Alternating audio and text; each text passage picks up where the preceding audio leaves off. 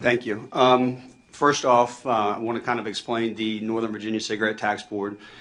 In Virginia, we have locality taxes. So we have over 100 jurisdictions within Virginia that have local cigarette tax. Our organization covers 18 of those jurisdictions in the northern region. I'm going to highlight one case that it's the Khalil Brothers case that started in Virginia and ended up in Rhode Island. They were, I believe, about 7 years ago indicted on terror-related charges. Federal prosecutor didn't do a very good job with the case, but they ended up on our lap in Virginia. Now, one of the things, and people say, well, why does Virginia care since we're a source state about this? We're making our money. Why do we care if Rhode Island raises its tax? We're getting our tax revenue. And one of the things that we had to point out to our legislators in Virginia is that there's always a hole somewhere in the system that they'll find and they'll use and they'll exploit. Now, one of the holes that they used in Virginia is that we made it very easy for folks to open up businesses, and we pay our sales tax in the rears. So we are depending on our retailers to honestly give us the money back that was intended for our citizens. So what happened was these folks came down from northern states. They went online, set up businesses, and printed it out. And they went to, say, a Costco or a Sam's Club, presented this permit for sales and use to these box stores, and started purchasing cigarettes, which the intent was never for resale in Virginia, but smuggled up to New York, New Jersey, Rhode Island, all of the other states.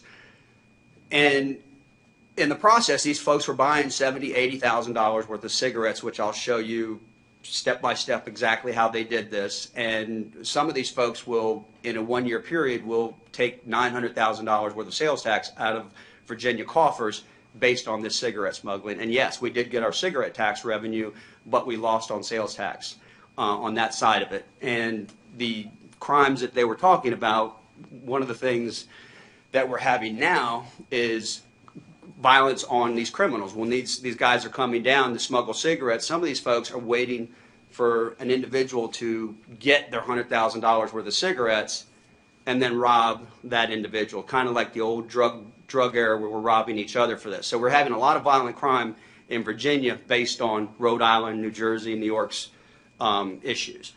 I'm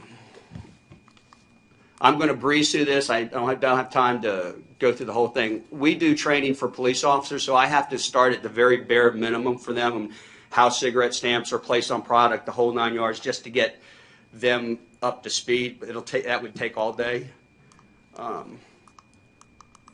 want to hit these are counterfeit cigarettes, and the other thing too that we're having that I know that one of the other speakers is going to be talking about. We have counterfeit products being brought in from China, and these cigarettes that look like cigarettes are actually counterfeit Newport cigarettes that can be brought in for about $7 a carton and resold back in, I believe the new cost in New York City is $130 a carton.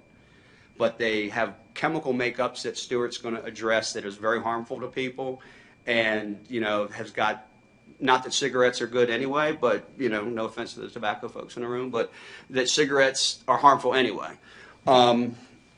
And what they're doing also for that to legitimize this counterfeit product that's coming in from China, they've counterfeited the tax stamps that go on them. So they can counterfeit, China can counterfeit a tax stamp for any one of your all states that's out there. And every time that a technology is out there that the state spends money on, it only takes China about 30 days to go ahead and break that technology. So those are product that's ending up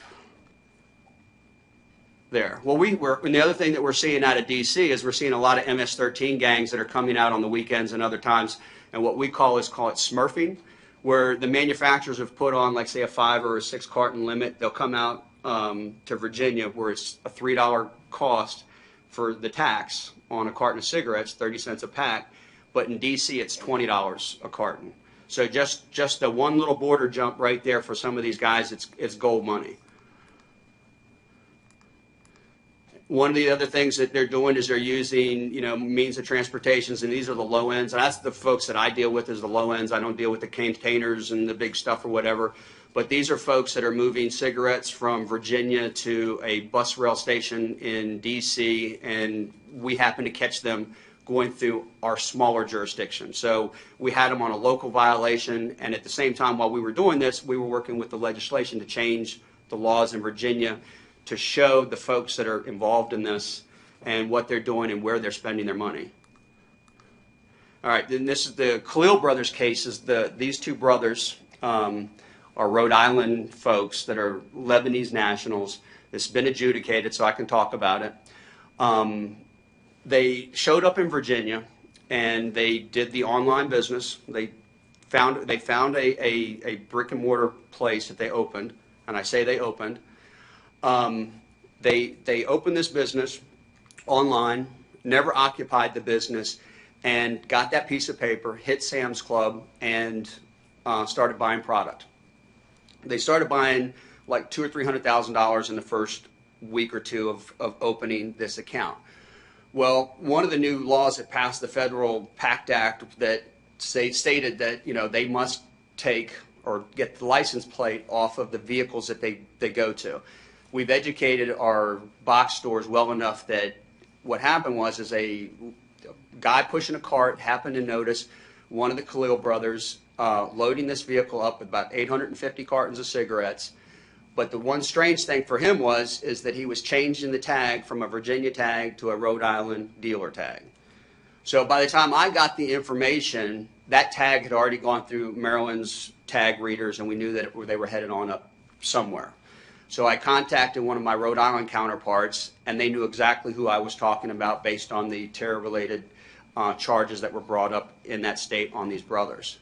So the trooper pulled the vehicle over, and all the cigarettes were gone out of the vehicle. But the trooper knew who they were, so he kept looking. So what they did is they doctored the truck up, they welded the sides of the walls, and were able to fit 850 cartons in there. This is the brick and mortar building that they said the cigarettes were being sold at. And obviously they were arrested in Rhode Island, taken to jail. That was pictures that I took for the Rhode Island State Police and the revenue folks. And actually, Sam's Club in this actually structured this payment for them by making it $9,000, $9,000, $9,000 for the same day. We had a talk with Sam's Club, and we fixed that. So we basically went down to Sam's Club and did an attaboy thank you for letting us know about these people, da-da-da-da. About 4 weeks later, they called me up and they said, I thought you said that the Khalil brothers were arrested. I said, they were. They said, well, they're back here buying cigarettes again. I said, what are they using? They said, well, it's a new name. It's called Smoker Stop. So I said, well, what address are they using? They said they're using the same address as they used for the other enterprise that they opened up at the business. So they went right back online. There was no vetting process, and reopened the account again. So, and this is the article on the first arrest. So we started investigating it. At the same time, we're going through the Virginia Crimes Commission trying to get our laws strengthened up, and we probably have the strongest legislation in Virginia after what we showed our legislators, what's going on with cigarettes, where the money's going, what they're doing with it, the organized crime, the terror-related connections to it, and we have felony charges that are able to be brought against these folks if they're caught smuggling product with the intent to not the intent to resell, with mere possession and stuff. But again, Stuart's going to get into all of that. Like I said, strongest legislation out there.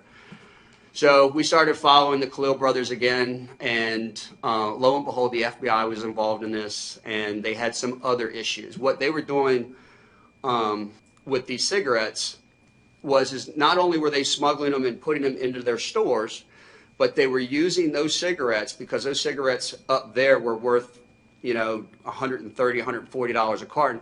They were buying EBT cards, welfare cards, or whatever you want to call it, food stamp cards, with that currency. They bought them for $45 down here. They're using it like this carton in Virginia would be $45. They're trading it for health cards or whatever. These guys own convenience stores up there, and all they're doing is scanning milk, scan the card, scan the milk, scan the card. And they're robbing the other states where you all have high taxes. And basically what they're doing. So the FBI stepped in with this one, so we weren't able to like completely take it down in Virginia, so we allowed them to keep it going. Well, they were arrested another time in Maryland smuggling, but they had that permit in their hand. So they couldn't prove, Maryland couldn't prove that because Virginia issued that sales and use number, they couldn't prove that they were bad folks.